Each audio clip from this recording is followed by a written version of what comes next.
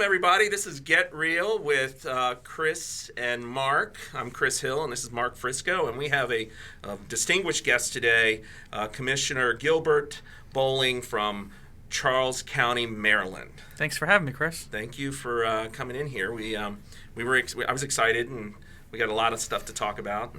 But I think the first thing we want to do is Mark, like what's new? What's new? What's going on in Charles County?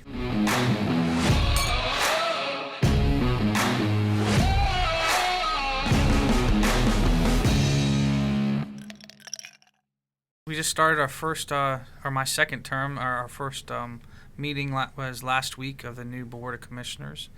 It was interesting. It was interesting. I know we'll get to that later, but I look forward to the next 4 years. It's my second term in office, and I've learned a lot the first 4 years of being in office. And I look to capitalize on some of the accomplishments we've already made and move forward with some more. It's government is very interesting. It's definitely what you put into it. It's kind of like farming.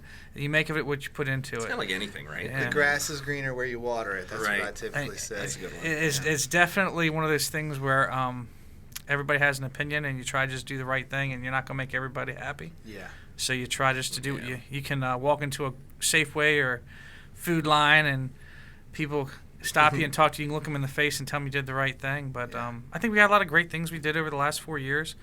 I'm going to miss Bobby already. He was my friend. But I look forward to moving forward. Had a lot of businesses move into the county and made it through COVID unscathed, so to speak, and just a lot of really good things. And I don't know how I know Calvert and St. Mary's have some challenges with internet. We have a lot. Yeah. So I'm pretty proud of what we accomplished with. We had a big grant and got several a ton of money that came in towards that. So we've been really making some headway on getting some people internet service, and it's been a pretty big deal. So awesome. Well, we don't know each other, so I like to kind of dive in a little bit deeper. So what did you do, or what do you do besides being a commissioner? And then to follow that up, what made you want to become a commissioner when you did? I grew up in Charles County, lived there pretty much my entire life. Maybe for like a year we lived in College Park where my dad was going to school. But my family's from down here. Went to school in Charles County, graduated from Charles County Public Schools. Went to CSM, Charles County Community College at the time. I'm aging myself a little bit. That's right. I went to Calvert County Community College. Oh, man. I'll tell you something. Oh, wow. There's stuff. Actually, I went to... speaking of the community college, I think when the campus first opened up in Prince Frederick, that year I started going over there. I think that was right in the transition period. Wow. But I graduated from CSM, was slated to go to Maryland, but I decided to become a police officer. Okay.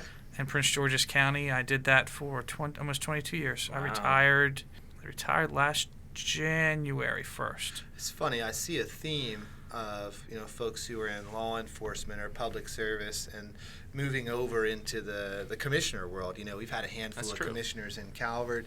Just had a meeting with Todd Ireland the other day, which he did like 27 years in law enforcement. Prior to that, there was Tom Hedgel, and there's been a handful that kind of do that. And I think it's a testament to those that live a life of service. Mm-hmm. You're just looking for the next service. Well, I think you see a lot, and working in Prince George's County, it's a lot different than Southern Maryland in some respects. Right. And I was all over, anywhere from Baden, I commanded, to Suitland, to College Park. I was all over the county. And I think when you see some of the challenges that face a community, you want to do more. But as a law enforcement officer, you're kind of limited in policy, and you kind of have to follow the policy put in place. But when you get into this world, you are the policymaker, so you're able to affect policy and know, so to speak, where some people are coming from with policy decisions you make. Yeah. And that's, honestly, I had some great mentors on the police department and, my family. I've known former Delegate Sally Jamison and former Senator Mac Middleton I've known since I was a kid, and they kind of mentored me. And I just kind of woke up one day and said, I think I want to do this.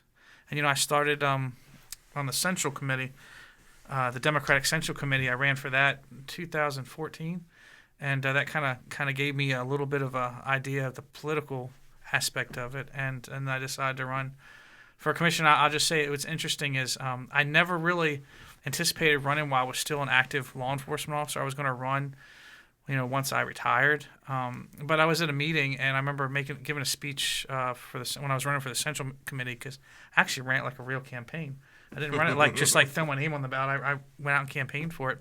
And the current commissioner that was sitting in the seat after I did my speech, he said, "Man, I thought you were going to run for commissioner. Thank God you just running for Central." And I kind of looked at it. It kind of perked my interest. And so I went home and told my dad and my granddad, and they just smiled at me and said, "Oh, you're so young. You're so young. You just don't even know." So then I ran and was fortunate enough to win.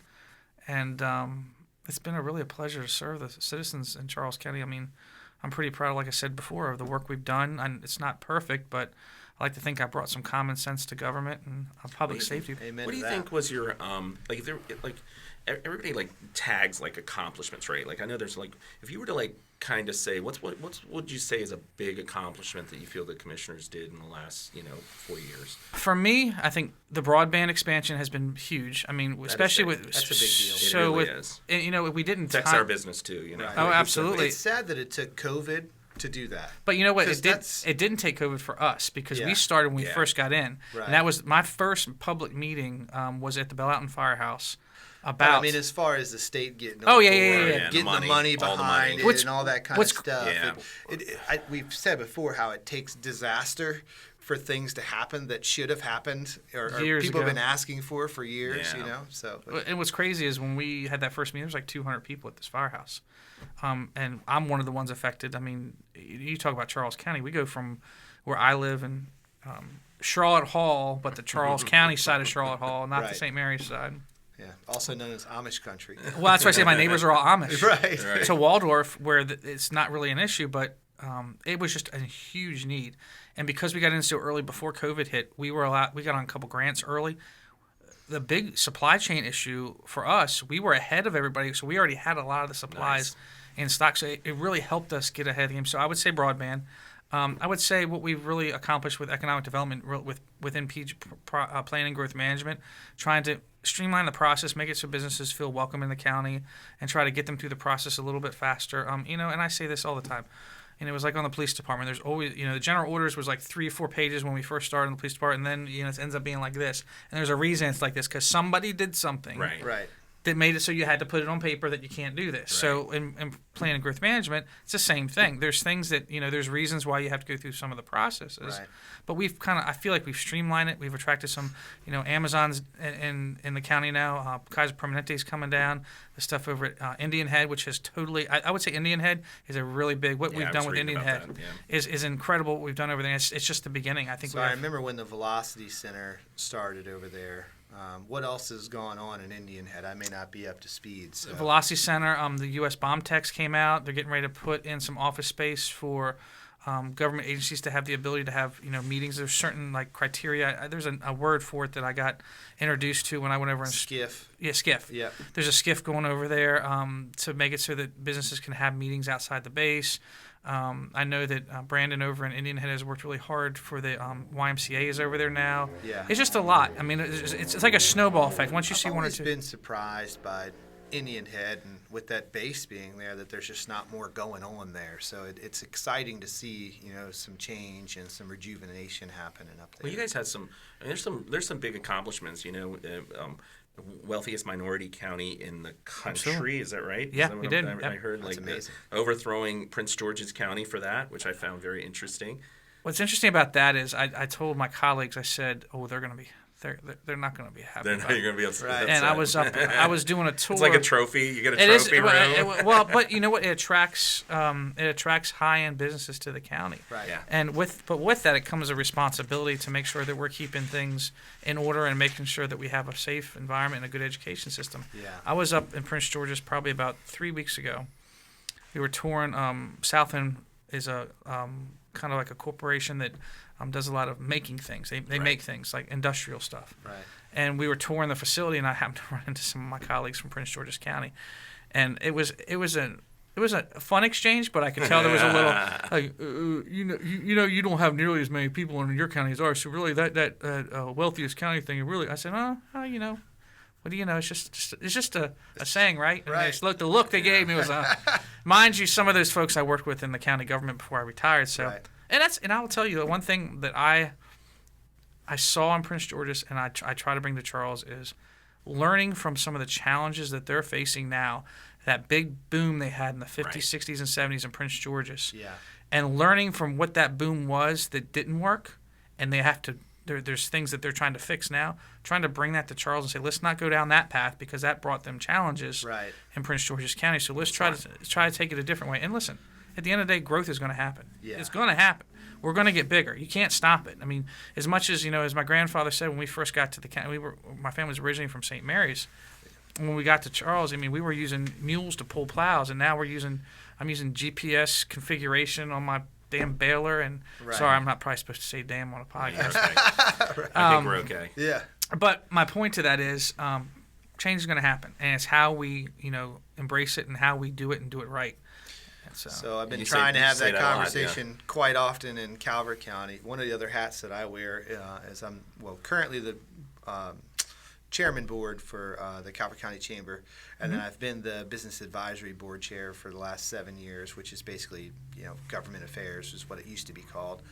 And just in that, growth is always the topic over there. Oh yeah, because nobody wants any lack growth. Of right. Yeah, it's lack of growth, but nobody wants any growth, so they're always trying to shut it down. I'm like, shutting it down is not the right idea. It's about managing it, managing it and managing it in the proper way. I use the example all the time. In Dunkirk, they don't want any growth in Dunkirk in Calvert County. So what do? They put a cap on buildings, the building sizes inside the town center. So you couldn't have a big box store larger than 90,000 square feet. They were trying to block Walmart. Well, guess what? They still got a Walmart. They got one of the smallest Walmarts in the country. Which, when you go there, you can't find what you need. There's not enough on the shelves. So you ended up, for lack of better words, getting the shittiest Walmart ever because you tried to stop something. You didn't stop it. You just made it worse. Right. So it's proper management, I think. And I think it's trust. I think, and I'll be honest with you, in county government, people have to have trust that you're going to do the right thing. And you look out for the county, not for yourself or for special interests. And in Charles, when I've talked to say developers, and not really, some people say it's an ugly word. I don't really think it's an ugly word. When you talk to developers, companies wanting to come down, we are the last horizon. Nothing against St. Mary's and Calvert. You're right. You are a little bit further down. We're right up close near the Beltway with 210 and 301. So when it comes to the cost of land and stuff, we are very appealing to a lot of businesses that want to come down. Oh, yeah. But with that comes responsibility, making sure our school system is properly funded, making sure our roads are properly in order so that people can get up and down the road. Broadband, because a lot of people, if they want to have the opportunity to work from home. I told you I read some of this economic development report, and that's one of the things I was going to comment on is you guys have made really record investments in infrastructure and some changes that, and I think it's important as we're real estate agents, both of us, and I look at it and I'm like, the biggest portion of anybody's household budget is housing.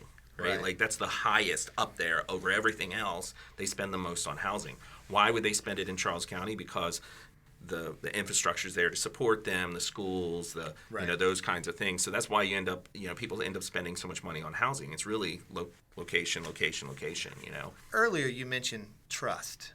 So, that the community has to trust you as a county commissioner. Absolutely. And I watched the meeting last week. This is let's be real. This is that elephant in the room, right? Yeah. That's what we talked about. This is what we wanted to talk about with you. So it seems like trust might be a factor, based on what I saw and witnessed in the commissioner meeting last week. Yes, and I'll say, when I became a commissioner, I learned a lot about open session. I learned a lot about closed session. I learned a lot about ethics, and I learned a lot about sometimes you really want to say something, but you can't because of the legal aspects of it.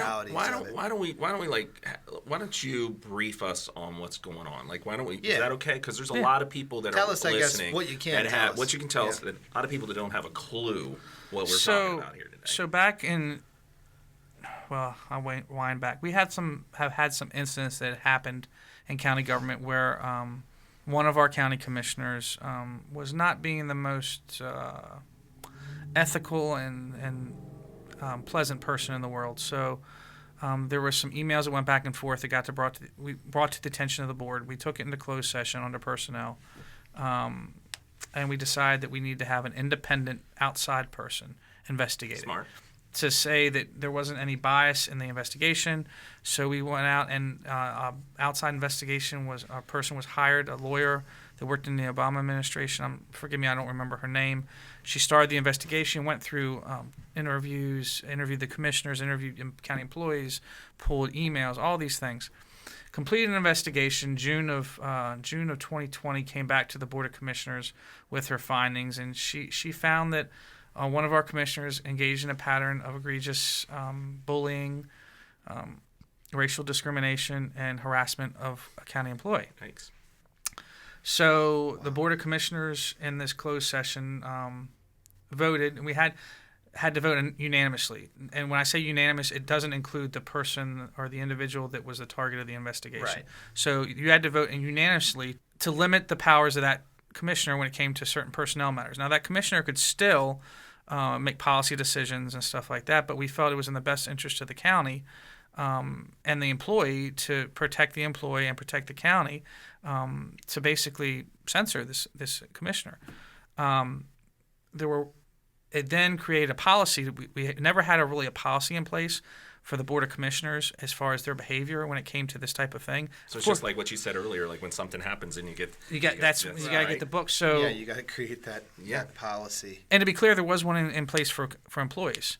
Employees should have a workplace that's free of harassment, discrimination, bullying. And listen, I worked in county government for 24 years. I get it. Yeah, right. No, One of the first things that we went over when we became new employees in Prince George's County was this.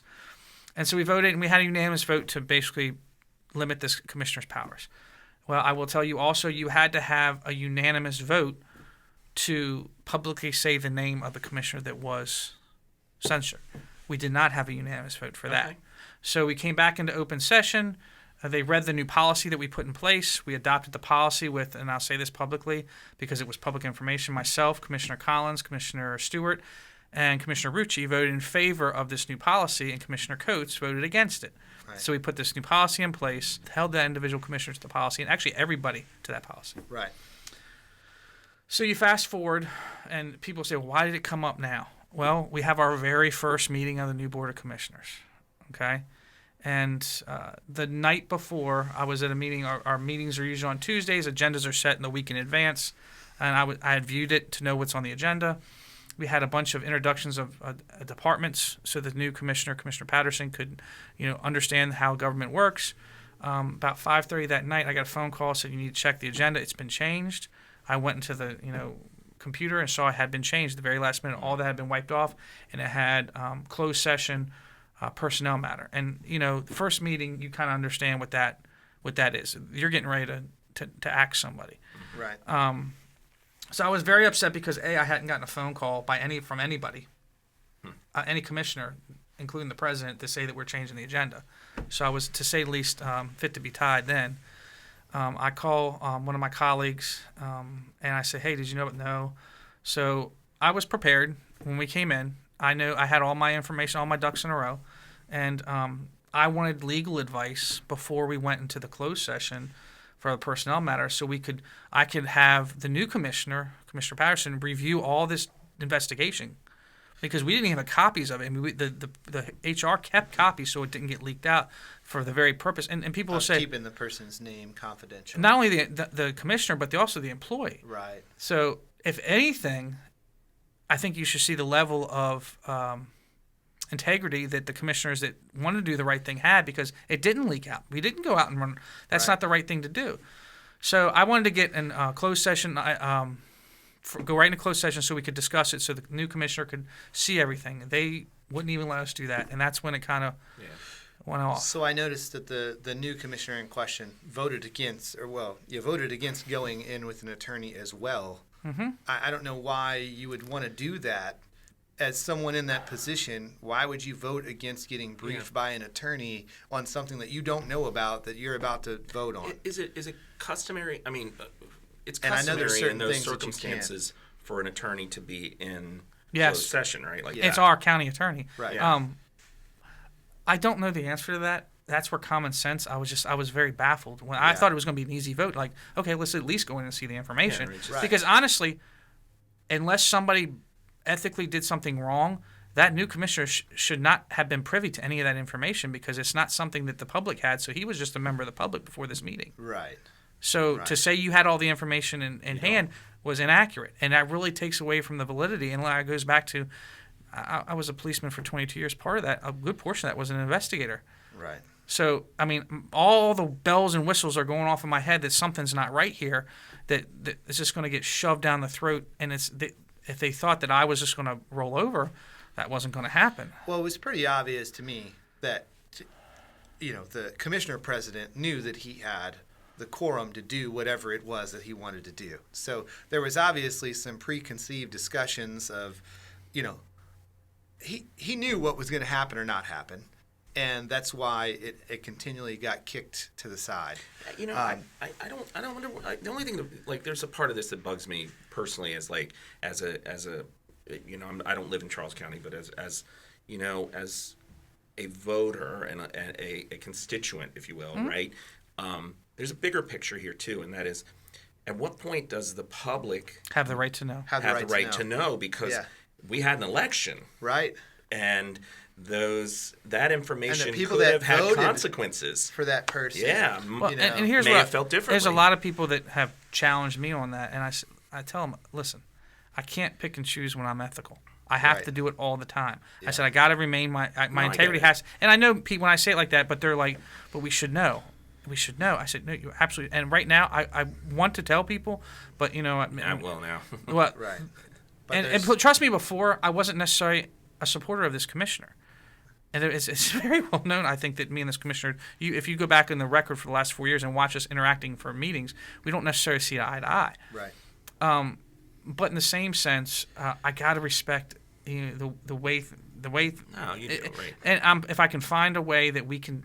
Names have come out, and y'all can. Yeah, it's on the. It's everywhere. People can figure things out. My standard, and I think you figured out when Commissioner Collins. I looked right at Commissioner Collins and said, "Why are you trying to cover this up for this our colleague?" And then Commissioner Stewart answers up and says, "Listen, it's not me," and I would confirm it's not Commissioner Stewart. And then you go and you look at Ralph is new. Right. So we can figure out who it is. Right. It's just this pesky little thing called integrity that I just won't come off of, and neither will Commissioner Stewart. Right. And it's the right thing at this point, but I think personally, there's a few things that I want to peel back from this. The first thing is it's interesting to me that a county commissioner can't be fired. Yeah, I think that didn't came know up at some there's point, no termination for a county commissioner. So you can there's no process. You can do these egregious things, and stay in that seat. Yeah, there's no process to remove someone from their. I believe you have to be convicted of a felony and you have to be sentenced. That's the only way to remove a county because you're commissioner. not going to be able to attend your meetings. Well, even then, I'll be honest with you. Even but if you're convicted of a misdemeanor, you can take the meeting from jail. But honestly, as a commissioner, you literally sign a 4-year contract that they can't revoke. And you literally don't have to come to a meeting. You don't have to show up to a single meeting. That baffles me. So I think there should be, honestly, there should be standards, right? Let's be real. There needs to be standards. It's like any kind of job, or you're a voice for the county, and you have to.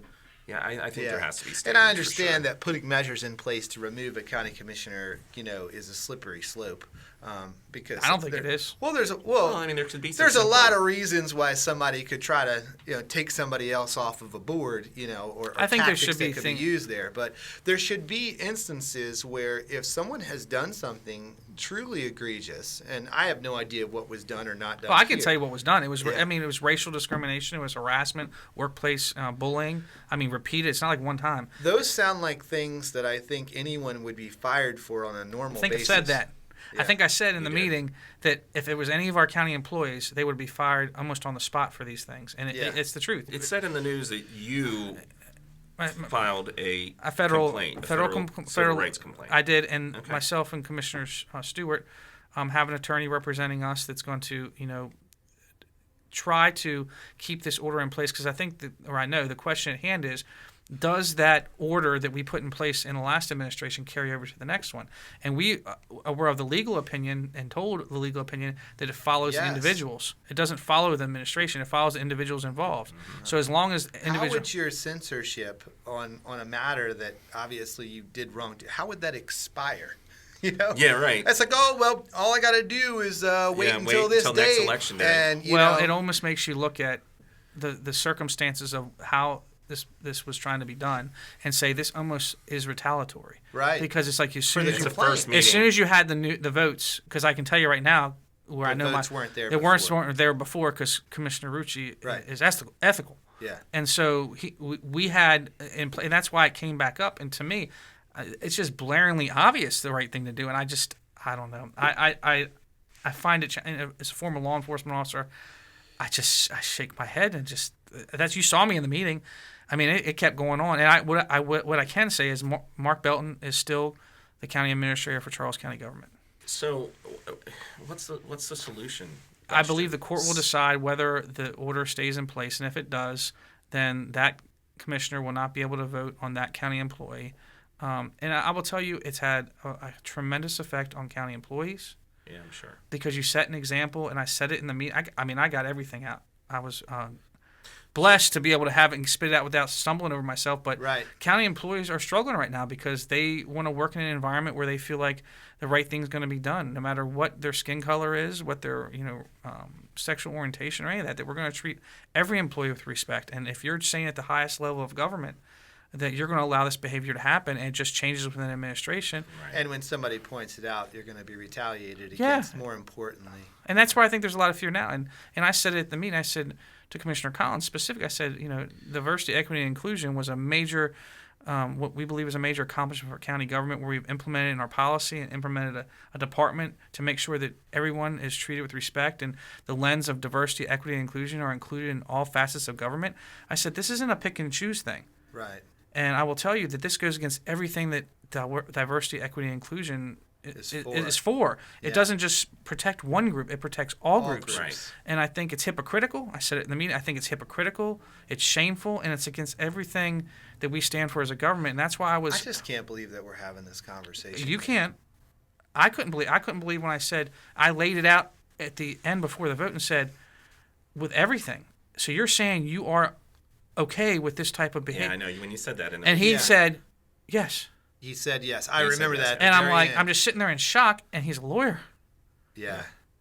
And I'm just, I don't, listen, there are a few times that I have gotten that animated in a meeting, and I was pretty animated. Well, how could you not be? Yeah. How could you not be? You're standing up what you feels right at that point. That brings us to the other thing. So all your request was to bring an attorney in to the closed session to basically lay out the potential legality if they were to take this move or make this move.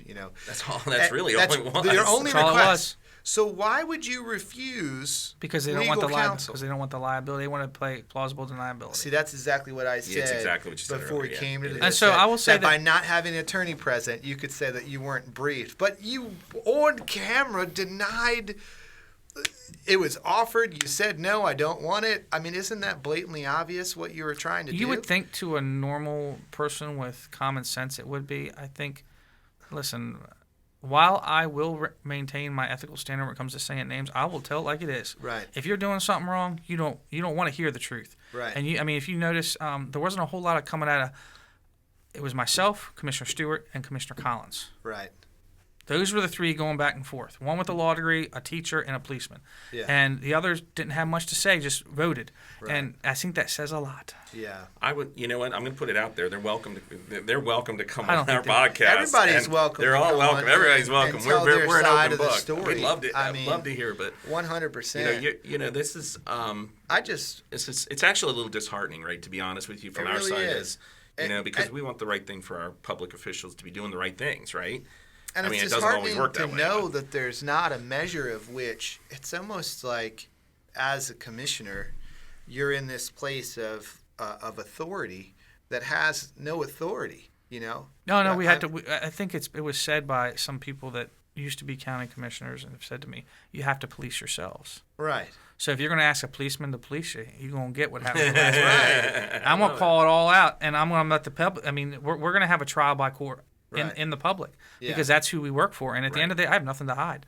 Yeah, I can walk. I mean, honestly, this doesn't surround you at all. The only reason it surrounds you is because you brought it to light. Right? Just stood up for it. And quite frankly, the amount of county employees that have come up to me and people in the public that have thanked me. It's not that I'm looking for a thanks, but it makes me feel like I am doing. You're doing the right thing. That myself and Commissioner Stewart are doing the right thing, and I don't know how others are going to be able to go out in public, because even if you didn't support me in the last election or didn't support any candidate, what's right is right, what's wrong is wrong. And I think at the end of the day, you have to be able to look, your constituents in the face and said, whether you're a Democrat or Republican, it doesn't matter. That's another thing. It doesn't matter if you're a Democrat or Republican. Yep. I work for. I do the right thing. You work for the people. And I work for everybody. And quite frankly, it can go to the district voting thing. That was a pretty big accomplishment that the last board got in. Right now, before we were at large. Now, each commissioner is elected by the people in their district. So I run I run in my district, in District 1, which is the most rural district in the county. The other commissioners do the same, and the commissioner president are run at large. And quite frankly, I was the one that was pushing for it early on, and we didn't have it. But at the end, we Commissioner Stewart and Commissioner Rucci came through for me, and I think it's the right thing to do. And quite frankly, I was the one that had the most to lose, because I was the one that had the closest race in the last. Now, this past election is a different story, but the first election, I think it was 200 votes. Yeah. In the general election, I won my district by, but in this last one, I like to think, because come on, how many is it? 1,500. So, you didn't know. I did know. He knew exactly how many. I knew exactly it was. the number, but we passed it before that number came out. Right. And my point to that is because I serve every single person in my county, not just one group. And after the election was done, I didn't say, okay, well, I know you're a Republican, so I'm a Democrat. I'm not going to say, oh, I'm not going to listen to you. No, I'm going to listen to you. Yeah. I'm going to listen to you, and I'm going to try to bring your points to the table. So that's just doing the right thing. Well, I want to commend you for doing the right thing and for being so vocal, because I know that doing that in and of itself is challenging. Tough, because that you're sticking yourself out there for scrutiny or lawsuits or whatever it is, just by standing up and doing the right thing. So that's a good move, but it's definitely a good look, and there's not enough of it in your world. And I think that we can all agree that that's the case. Yeah. Well, with that, Commissioner Bowling, thank you so much for coming in here and meeting with us. And I'm challenged. I want to make sure we say, hope you guys have we're going to wrap it up. Merry Christmas. Right. Merry Christmas. And thank you again for coming in, and we wish you the very best. Thank you very much. Thanks for having me.